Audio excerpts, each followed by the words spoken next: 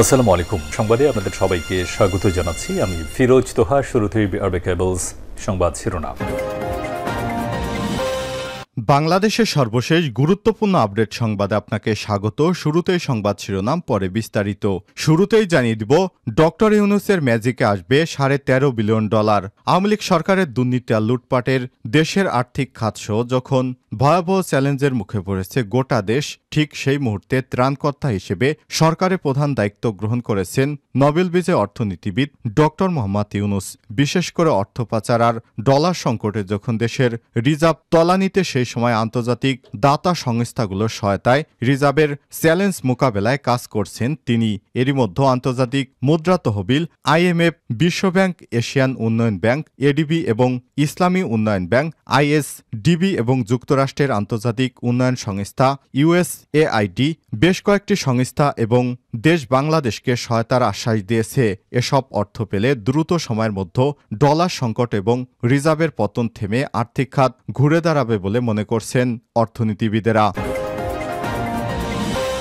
এরপর জানিয়ে দেব, পুলিশের বিশাল নিয়োগ, জিপে 2.5 পেলেই আবেদন। ট্রেইনি রিক্রুট কনস্টেবল TRC পদে নিয়োগের জন্য বিজ্ঞপ্তি প্রকাশ করেছে বাংলাদেশ পুলিশ। SSCতে জিপে 2.5 পেলেই আবেদন করা যাবে। আগামী 1 অক্টোবর থেকে আবেদন শুরু হবে। এবারে জানাবো, আমার 2 পায়ে গুলির পর ওরা আমার 2 হাতের আঙ্গুলও কেটে দেন। আমি বোয়ালখালী উপজেলা মেয়ের শ্বশুর বাড়িতে ছিলাম। সেখানে রাউজান থানার উপপরিদর্শক টুটন মজুমদার কয়েকজন পুলিশ সদস্য নিয়ে হাজির হন। তাদের সঙ্গে ছিলেন কয়েকজন সন্ত্রাসী। রাত 12টার দিকে তারা আমাকে গ্রামের 2 কিলোমিটার দূরে সূর্যসেন পল্লী এলাকায় নিয়ে যায়। সেখানে আমার 2 পায়ে গুলির পর 2 হাতের কয়েকটি আঙুলও কেটে দেন তারা। এসব কথা বলছিলেন রাউজান উপজেলার নোয়াপাড়া ইউনিয়নের পালোয়ানপাড়ার বাসিন্দা কামরুল হাসান। এক সংবাদ সম্মেলনে স্থানীয় সাবেক সংসদ সদস্য ABM ফজলে করিমের নির্দেশে পুলিশ ও সন্ত্রাসী বাহিনী দ্বারা নির্যাতিত হওয়ার কথাই বলছিলেন কামরুল হাসান। এ বিষয়ে গুরুত্বপূর্ণ সংবাদ জানাবো, বন্ধুরা সঙ্গেই থাকুন। এবারে জানাবো, রাজধানীর গুলশানে 2 জনের গলাকাটা মরদেহ উদ্ধার। রাজধানীর অভিজাত এলাকা গুলশান 2-এর একটি চায়ের দোকানের ভেতর থেকে 2 জনের গলাকাটা মরদেহ উদ্ধার করেছে পুলিশ। আইন শৃঙ্খলা রক্ষাকারী বাহিনীর ধারণা তাদের কূপে হত্যা করা হয়েছে।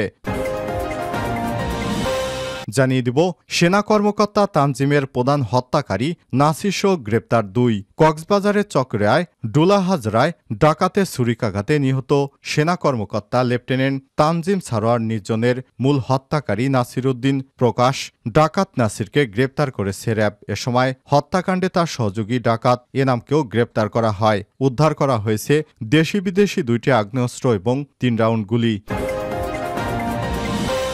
এবং সর্বশেষ জানিয়ে দিব, লেবাননের বৈরুতে হিজবুল্লাহর কমান্ডারকে লক্ষ্য করে ইসরায়েলের বিমান হামলা। ইরান সমর্থিত লেবাননের প্রতিরোধ যোদ্ধা হিজবুল্লাহ প্রধান হাসান নাসরুল্লাহকে লক্ষ্য করে বৈরুতে দক্ষিণাঞ্চলীয় উপশহরে শনিবার 28 সেপ্টেম্বর সকালে একাধিক স্থাপনায় বিমান হামলা চালিয়েছে ইসরায়েল। খবর রয়টার্সে প্রত্যক্ষদর্শী শনিবার অন্তত 20টি বিমান হামলা শব্দ শুনেছেন। হামলা থেকে বাঁচতে হাজার হাজার লেবানিস বৈরুতের বিভিন্ন এলাকায় আশ্রয় নিয়েছে, বিশেষ করে সমুদ্রের তীর, পার্ক এবং স্কোয়ারে। প্রিয় দর্শক, এতক্ষণ শুনছিলেন সংবাদ শিরোনাম, এবারে বিস্তারিত। তবে তার আগে বন্ধুরা অনুরোধ থাকবে, এই সংবাদটিতে একটি লাইক দিন। এই চ্যানেলে আপনি নতুন হয়ে থাকলে আমাদের সংবাদটি দেখতে দেখতে চ্যানেলটি সাবস্ক্রাইব করে রাখুন। কমেন্ট করে আপনার মূল্যবান মতামত জানিয়ে দিন বন্ধুরা, আপনি বিশ্বের কোন দেশ থেকে বা বাংলাদেশের কোন স্থান থেকে আমাদের সংবাদটি দেখছেন এবং শুনছেন। এবারে বিস্তারিত। ডক্টর ইউনূসের ম্যাজিকে বাংলাদেশে আসবে $13.5 বিলিয়ন। আওয়ামী লীগ সরকারের দুর্নীতি আর লুটপাটে দেশের আর্থিক খাত যখন ভয়াবহ চ্যালেঞ্জের মুখে, ঠিক এই মুহূর্তে ত্রাণকর্তা হিসেবে সরকার প্রধানের দায়িত্ব গ্রহণ করেছে নোবেল বিজয়ী অর্থনীতিবিদ ডক্টর মোহাম্মদ ইউনূস।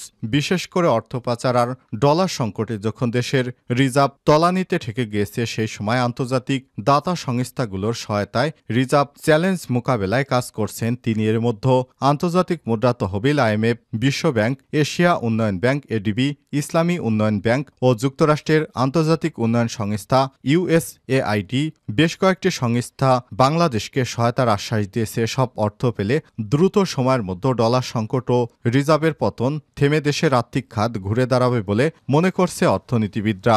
বিশ্লেষকেরা বলছেন, আওয়ামী লীগ সরকার ক্ষমতায় থাকা অবস্থায় দেশ যখন আর্থিক সংকটে পড়ে সে সময় আইএমএফ থেকে বাজেট সহায়তা হিসেবে ঋণ চায়। সংস্থাটি ওই প্যাকেজের আওতায় 470 কোটি ডলার ঋণ দেওয়ার প্রতিশ্রুতি দিলেও দেশের আর্থিক খাতে বড় ধরনের সংস্কারের শর্ত জুড়ে দেয়। এমনকি বারবার সফরে সে বিভিন্ন শর্ত জুড়ে দেয় দেশের আর্থিক খাতে অনেকটাই অস্বস্তি দেখা দেয়। অথচ ডক্টর ইউনূসের অন্তর্বর্তীকালীন সরকার ঋণ চাওয়ার সঙ্গে সঙ্গে আন্তর্জাতিক সংস্থাগুলো ঋণ দিতে প্রতিশ্রুতিবদ্ধ হচ্ছে। এটি সম্ভব হয়েছে শুধু আন্তর্জাতিক বিশ্বে ডক্টর ইউনূসের ভাবমূর্তির কারণেই। বর্তমানে জাতিসংঘের সাধারণ পরিষদ অধিবেশনে যোগ দিয়ে যুক্তরাষ্ট্রে অবস্থান করছেন ডক্টর ইউনূস। সেখান থেকে তিনি বিভিন্ন দেশ, আর্থিক সংস্থা এবং বিশ্বের শীর্ষ কর্মকর্তাদের সঙ্গে বৈঠক করছেন এবং এরই মধ্যে বিশ্বব্যাংক, আইএমএফ, যুক্তরাষ্ট্র, যুক্তরাজ্য থেকে বড় অঙ্কের ডলার পাওয়ার আশ্বাস দিয়েছে। এর বাইরেও চীনের প্রস্তাবে বড় বিনিয়োগের সোলার প্ল্যান্ট স্থাপন, নেপালের পক্ষ থেকে জলবিদ্যুৎ, জ্বালানি আমদানি সহ বিভিন্ন খাতে সহায়তারও আশ্বাস দিয়েছে ডক্টর ইউনূসকে বিশ্ব নেতারা। এর আগে ডক্টর ইউনূস বিভিন্ন সময় জাতিসংঘের বিভিন্ন অধিবেশনে যুক্ত হয়েছেন, তবে সে সময় তিনি একজন অর্থনীতিবিদ হিসেবে সেখানে যুক্ত হন। তবে এবারই প্রথম বাংলাদেশকে নেতৃত্ব দিয়ে জাতিসংঘে গেলেন তিনি। এজন্য বিশ্ব নেতাদের মধ্যে তাকে নিয়ে দেখা গেছে উচ্ছ্বাস, উৎকণ্ঠা। তার সঙ্গে ছবি তুলেছেন যুক্তরাষ্ট্রের প্রেসিডেন্ট জো বাইডেন, তাকে জড়িয়ে ধরে চুমু খেয়েছেন। কানাডার প্রধানমন্ত্রী জাস্টিন ট্রুডো তার সামনে নতজানুর মতো বসেছিলেন। তাকে দেখে মনে হয়েছে ডক্টর ইউনূসের একজন ছাত্র। বিশ্বব্যাংক প্রেসিডেন্ট অজয় বাঙ্গা, আন্তর্জাতিক মুদ্রা তহবিল আইএমএফ এর প্রধান ক্রিস্টালিনা জর্জিয়েভা, ইতালির প্রধানমন্ত্রী জর্জিয়া মেলোনি, পাকিস্তানের প্রধানমন্ত্রী শেহবাজ শরীফ, নেপালের প্রধানমন্ত্রী কেপি শর্মা, চীনের পররাষ্ট্রমন্ত্রী ওয়াং উই সহ বিশ্বের অনেক রাষ্ট্রনায়ক ও সরকার প্রধানের সঙ্গে বৈঠক করেছেন। সবাই কমবেশি নিজ নিজ অবস্থান থেকে সহায়তার আশ্বাস দিয়েছে ডক্টর মোহাম্মদ ইউনূসকে। পুলিশের বিশাল নিয়োগ, জিপিএ 2.5 পেলেই আবেদন। ট্রেইনি রিক্রুট কনস্টেবল টিআরসি পদে নিয়োগ বিজ্ঞপ্তি প্রকাশ করেছে বাংলাদেশ পুলিশ। এসএসসিতে জিপিএ 2.5 হলেই আবেদন করা যাবে। আগামী 1 অক্টোবর থেকে আবেদন শুরু হবে। আবেদনের যোগ্যতা, আগ্রহী প্রার্থীদের এসএসসি বা সমমানের পরীক্ষায় উত্তীর্ণ হতে হবে। ন্যূনতম জিপিএ 2.5 থাকতে হবে। আবেদনের জন্য বাংলাদেশের স্থায়ী নাগরিক ও অবিবাহিত হতে হবে। তালাকপ্রাপ্ত গ্রহণযোগ্য নয়। 2024 সালের 15 অক্টোবর তারিখে প্রার্থীর বয়স 18 থেকে 20 বছরের মধ্যে হতে হবে।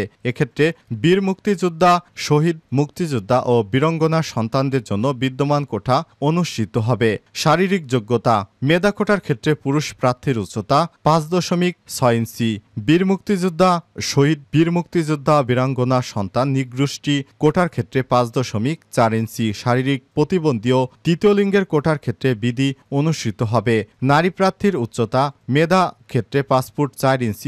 বীর মুক্তিযোদ্ধা, শহীদ বীর মুক্তিযোদ্ধা ও বীরাঙ্গনা সন্তান এবং ক্ষুদ্র নিগোষ্ঠী প্রার্থীদের ক্ষেত্রে 5.2 ইঞ্চি। শারীরিক প্রতিবন্ধী ও তৃতীয় লিঙ্গের কোটার ক্ষেত্রে বিধি অনুষ্ঠিত হবে। মেধা এবং ক্ষুদ্র নিগোষ্ঠী কোটার ক্ষেত্রে বুকের মাপ স্বাভাবিক অবস্থায় 31 ইঞ্চি ও সম্প্রসারিত অবস্থায় 33 ইঞ্চি হতে হবে।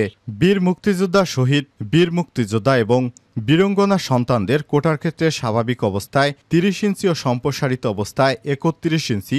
দৃষ্টিশক্তি 6/6 হতে হবে। যেভাবে আবেদন করবেন, আগ্রহী প্রার্থীদের ওয়েবসাইটের মাধ্যমে আবেদন করতে হবে। ওয়েবসাইটটি আবেদনের ফর্ম পূরণের সহায়ক হিসেবে ভিডিও টিউটোরিয়াল এবং ফর্ম পূরণের নির্দেশনা দেওয়া হয়েছে। আবেদন ফি, আবেদন ফর্ম পূরণ করার জন্য যোগ্য প্রার্থী একটি ইউজার আইডি পাবেন। ওই ইউজার আইডিতে আবেদন ফর্ম পূরণের 48 ঘন্টার মধ্যে যে কোনো টেলিটক প্রিপেইড মোবাইল নম্বর থেকে 40 টাকা জমা দিতে হবে। 1 অক্টোবর থেকে 15 অক্টোবর পর্যন্ত এই আবেদন গ্রহণ করা হবে। আমার 2 পায়ে গুলির পর 2 হাতের আঙ্গুল কেটে দেন তারা। আমি বোয়ালখালী উপজেলার মেয়ের শ্বশুর বাড়িতে ছিলাম। সেখানে রাউজান থানার উপপরিদর্শক টুটন মজুমদার কয়েকজন পুলিশ সদস্য নিয়ে হাজির হন। তাদের সঙ্গে ছিলেন কয়েকজন সন্ত্রাসী। রাত 12টার পর তারা আমাকে গ্রামের 2 কিলোমিটার দূরে সুজসেন পল্লী এলাকায় নিয়ে যায়। সেখানে আমার 2 পায়ে গুলি, পরে 2 হাতের কয়েকটি আঙ্গুল কেটে দেন তারা। গতকাল বিকেলে এক সংবাদ সম্মেলনে স্থানীয় সাবেক সংসদ সদস্য ABM ফজলে করিমের নির্দেশে পুলিশ ও সন্ত্রাসী বাহিনী নির্যাতনের শিকার হয় এবং মামলায় ফাঁসানোর অভিযোগ এনে এসব কথা বলেন চট্টগ্রামের রাউজান উপজেলার নোয়াপাড়া ইউনিয়নের পলোয়ানপাড়ার বাসিন্দা কামরুল হাসান। নিজ গ্রামের একটি মাঠে এই সংবাদ সম্মেলন করেন তিনি। ঘর থেকে একটি হুইল চেয়ারে করে সংবাদ সম্মেলনে যোগ দেন কামরুল হাসান। তার একটি পা নেই, একটি হাতের কনিষ্ঠ আঙ্গুল পুরোপুরি বিচ্ছিন্ন। কামরুল হাসান বলেন, কেবল বিএনপির কর্মী হওয়ার কারণে নির্যাতন করে আমার জীবনকে বিপন্ন করে দিয়েছে। আমাকে একাধিক মিথ্যা মামলায় ফাঁসানো হয়েছে এবং স্থানীয় সাবেক সংসদ সদস্য ABM ফজলে করিমের নির্দেশে সব নির্যাতনের ঘটনা ঘটে। এর সঙ্গে পুলিশের উপপরিদর্শক টুটন মজুমদার ছাড়াও জড়িত ছিলেন স্থানীয় ইউপি চেয়ারম্যান মোহাম্মদ বাবুল মিয়া। তিনি 2015 সালের 9 ফেব্রুয়ারি আমার পায়ে গুলি করে। পরদিন পুলিশ ঘটনাটিকে বন্দুকযুদ্ধ দাবি করে আমাকে গ্রেপ্তার দেখিয়ে জেলে পাঠায়। রাজধানীর গুলশানে 2 জনের গলাকাটা মরদেহ উদ্ধার। রাজধানীর অভিজাত এলাকা গুলশান 2-এর একটি চায়ের দোকানের ভেতর থেকে 2 জনের গলাকাটা মরদেহ উদ্ধার করেছে পুলিশ। আইনশৃঙ্খলা রক্ষাকারী বাহিনীর ধারণা তাদের কুপিয়ে হত্যা করা হয়েছে। শনিবার 28 সেপ্টেম্বর গুলশান থানার অফিসার ইনচার্জ ওসি তৌহিদ আহমেদ এসব তথ্য নিশ্চিত করেছেন। নিহত 2 জনের মধ্যে একজন 80 বছরের বৃদ্ধ এবং আরেকজন 16 বছরের তরুণ। বৃদ্ধের নাম মোহাম্মদ রফিক, তার বাড়ি বরিশাল সদরের দবিয়া গ্রামে। আরেকজন হলেন মোহাম্মদ সাব্বির, তার বাড়ি ময়মনসিংহের গৌরীপুর জেলার নারায়ণগঞ্জ বাজার ব্যাপারী পাড়ায়। ধারণা করা হচ্ছে 2 জনকে গত বৃহস্পতিবার 26 সেপ্টেম্বর যে কোনো সময় দুর্বৃত্তরা হত্যা করেছে। মরদেহ থেকে দুর্গন্ধ বেরিয়ে এই হত্যাকাণ্ডের বিস্তারিত জানার চেষ্টা চলছে। মরদেহ দুটির সুরতহাল প্রতিবেদন তৈরি করা হচ্ছে। আইনি প্রক্রিয়া শেষে মরদেহ দুটি ময়নাতদন্তের জন্য মর্গে পাঠানো হবে বলে জানান ওসি তৌহিদ আহমেদ।